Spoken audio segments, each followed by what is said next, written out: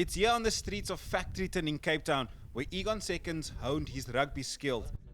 In 2010, he called time on his playing career to pursue business interests, but always knew he still had more to offer the game. I think always coming back to the family house is always a kind of reminds me of where I come from and where it all began, playing in the streets and all the friends that you had growing up. Some of them being more talented than I was. Some of us was just luckier to have an opportunity and get that break in life. But the family still stays here. So for me, it's a kind of soul feeding event, and when I come visit the family. And it just inspires me week in and week out just to keep going, because when you come here you realize how many people's lives you affect by just doing what you love. Coaching or commentating has become the chosen route for former sportsmen or women, but Seconds has opted to take a different path. When Mark Lawrence asked me about 3-4 years ago, and I was very reluctant, it took me a year to decide it. We all want to give back, and I wanted to give back to the game. And when I decided to do this, I thought this could be my vehicle. I think at one season I did about 135 games I was involved in. So I knew that I needed to do a lot more in a shorter time than the other referees has been refereeing for longer. But the more I did it, the more I loved it. So whether it was running AR or doing the reserves or being in the middle, I knew that was all building up the experience which I needed up until this point. With the season about to kick off, Seconds is raring to go. It's a great addition to the game to get ex-pro players involved.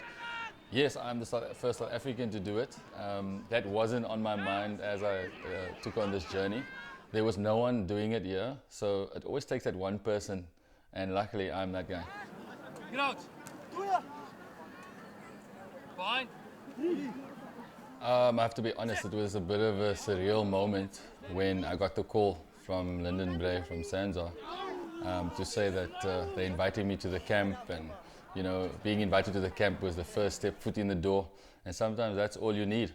Over the last 2.5 years, I just concentrated on doing my part, making sure that I was control of my controllables. Referees are expected to be on par with players in terms of their fitness levels.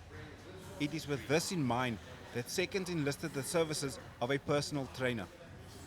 He asked me to help him with his conditioning and everything, and I told him, look, Egan, you've been at the top level, this is basically going back to the top level now.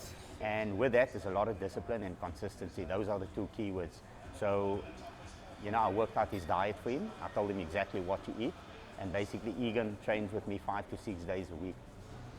Very dedicated, hard-working guy, disciplined, focused. And he told me, Shamin, this is something big for me. I need to all or nothing. Hard work, passion and commitment are the cornerstones for any individual should they want to be successful in any career. As you've witnessed here today, anything is possible if you put your mind to it.